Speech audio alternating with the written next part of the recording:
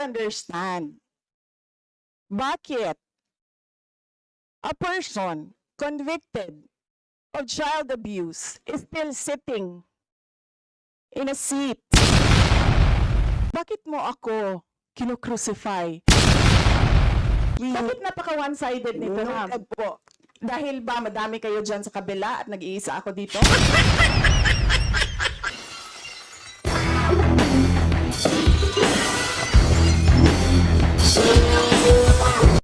Because the Vice President already manifested that Kindly, sir, present the rule so we can rule accordingly. What is the rule on which your point of order? What is the point of order first and the rule on which this is what's the based? point of order also of Congressman Raul?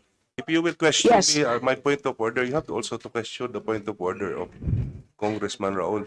Madam Chair, So,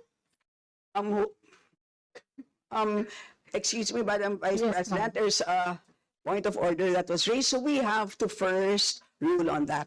So there's a procedure that we have to follow. yes. Madam, May I just say that this is not part of the presentation? This is an explanation of my answer. no, but there is a Diba? point of order which we will have to first decide upon.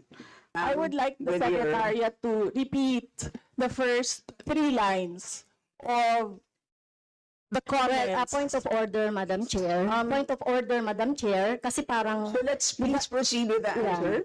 point of order, Madam Madam Chair, kasi parang siya yung nagpe-preside eh. Yes, that's why Kasi inuutusan Madam mo Vice yung President. secretariat natin sa Committee on Ganyan Appropriation. Yes. Alam mo, Some ano, order, diba? please. So, Yes. okay, thank you, Madam Madam Vice Chair. President, please proceed with the response. There's a question. Please proceed with the response. Madam Chair, I do not understand bakit a person convicted of child abuse is still sitting in a seat. Point of Of the order, House of Madam Chair, ito yung sinasabi Representatives. natin na dinadivert ang usapan sa ating budget hearing. Kung nagawa po niya yan sa Senado, Madam Chair, dapat hindi natin yan pahintulutan dito sa Kamara. You allowed her a snide comment and then you will not allow Please, me please wait a to be snide recognized. comment? Pasensya na po, hindi po kasama sa poder ninyo ang pagpa-fire ng presiding officer ng hearing na to. So yes, you may So proceed if po. you allow members of the House of Representatives lines like what you just said, like pusit,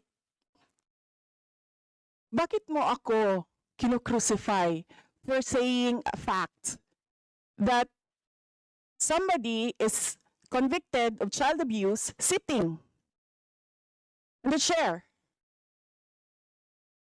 Pusit, and then I cannot fire the presiding chair. So bakit? Yes, we Bakit napaka one-sided nito, ma'am? noted po. Dahil ba madami kayo dyan sa kabila at nag-iisa ako dito?